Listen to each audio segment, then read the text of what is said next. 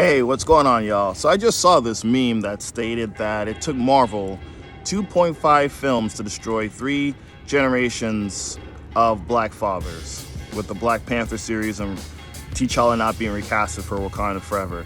And that kind of material brings up a point that I'm curious. I want to ask you guys: are black people ready to be the center stage for entertainment? When you look at mythology, when you look at something even like Game of Thrones, how many positive white families are in that kind of a film? If you look at just mythology in general, you have brothers, aunts, nieces, fathers, sons, daughters, backstabbing and killing each other throughout all different cultures, not just Europe. And then I also saw a live stream that stated that when Queen Ramonda was drowned, the imagery reminded them of Hurricane Katrina. So are we basically too traumatized to enjoy ourselves freely in storytelling and entertainment? That's my question for y'all. Dion, what's up, man? So this is my impromptu video response, and as you can see, I feel like it's apropos to have Chadwick Boseman back there as T'Challa, Black Panther. So basically, you pose the question: do you feel as though are black people unprepared to see a free range of storytelling as it relates to the Black Panther series? I feel like it's not the fact that they're not prepared or they're not ready for a free range of storytelling, in as much as black people have a consciousness about how they've been portrayed in entertainment. And so when we finally get a black superhero, they want to see a prominent black superhero. They want to see prominent roles for black men in general, being the person that's the foremost image or character in the story. So unfortunately, when we see that we had the passing of Chadwick Boseman and there's this void left because his presence, his imagery, the masculinity that came with his role, it leaves a wake in the absence of his presence. And so that ripples throughout not only the Marvel universe, but the actual human universe, where we wanted that black leader that we could see in films that was heroic, where we didn't have to look towards Captain America or Superman, these white savior tropes where it's the white male who always saves the day. We wanted to see a prominent black man that looks like us, who has our experiences, who understands the cultural nuances of our experiences. So I think it's more of black people feel like it's an agenda when there's no black male representation. So for me personally, I felt like it was appropriate to take this moment, this, I guess if you will, this interim space where we bring closure to what Chadwick Boseman did for Black Panther as T'Challa.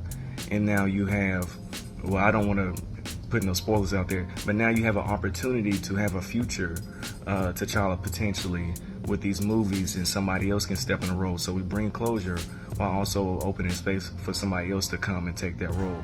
So when you look at the storytelling for black men or in black women as well, we want to be able to see them be prominent. And so I think what we're really seeing with the audience as it relates to black people, you're seeing people who want more. We're seeing people who want that heroic figure that's going to be prominent, and it's not some type of agenda to lessen their role or to minimize their role. So we want to see T'Challa come back at some point, but I'm glad that we got a chance to mourn Chadwick Boseman and the character of T'Challa, and it's going to make space for potentially a new T'Challa later on. So hopefully I answered your question. Peace. What's up? I'm back again. I just realized I did not announce myself earlier. My name is Obasi Yahimamori. I'm a clinical mental health therapist. I'm a writer. I'm an editor, and I also have my own blog called Black Thoughts on Substack. So if you're interested in my thoughts and you like my critiques, be sure to follow me on Substack at Black Thoughts. Thank you. Peace.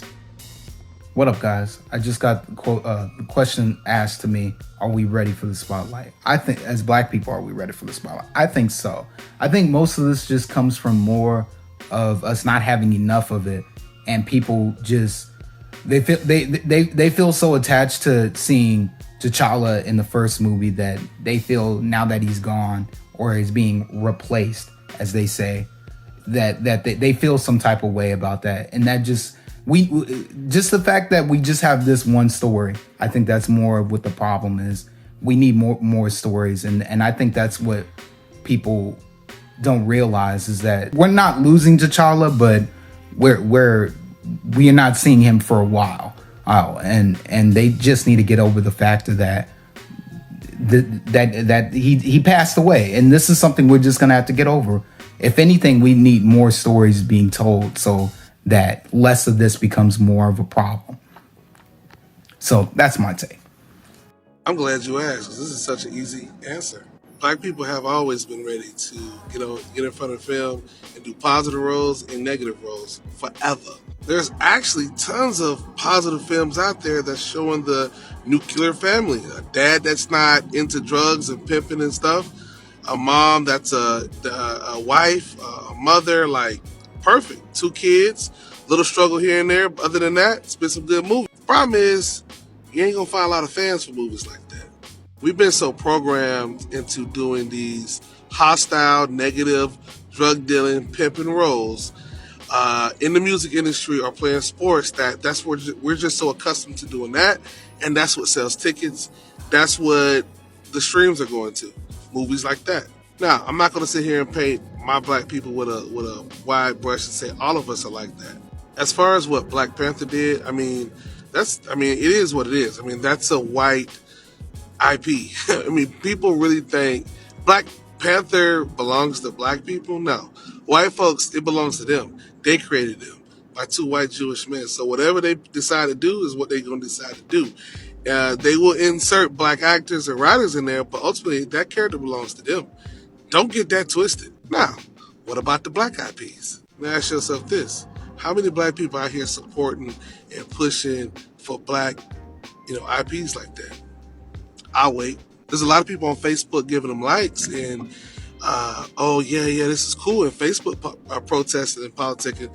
But if you ain't putting your money up, it doesn't really matter. I don't make it a habit to complain about what someone's interpretation of what the comics are, because it's their interpretation. Plus, these characters don't belong to us. So they're going to continue to do stuff like that. The question is, what are you going to do about it? You going to sit back and watch, bitch and complain, and just continue to talk trash. But unless you put your money up and support black IPs with the right mindset behind these books, in these movies, it really doesn't matter, does it? As far as the Angela Bassett scene, I mean, you're going to find imagery in everything. I mean, I can show you some stuff just in how when Shuri showed T'Challa the shoes and how they automatically laced up. You can say, oh, that was a nod to the Back to the Future shoes when it automatically got laced up. I mean, you can always find something.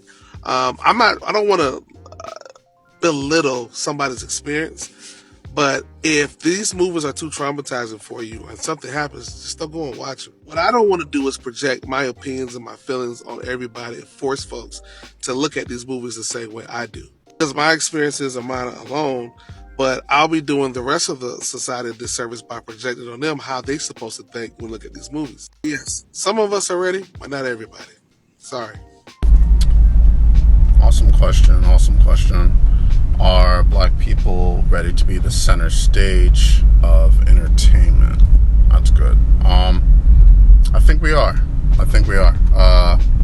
I don't think we should be restricted by our traumas to fully take advantage of storytelling.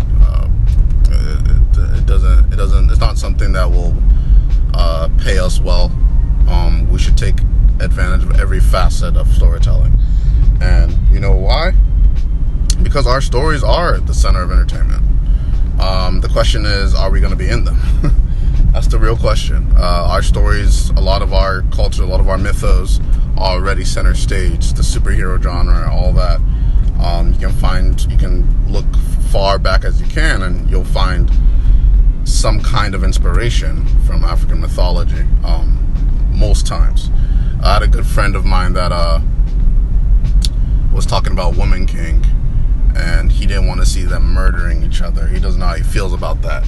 But sure enough, when he watched Woman King, he was like, wow, this looks, it looks cool. I mean, it doesn't look cool murdering each other, but it looks cool that we can have that kind of genre, that we can do it, and it's not like you won't feel the weight of,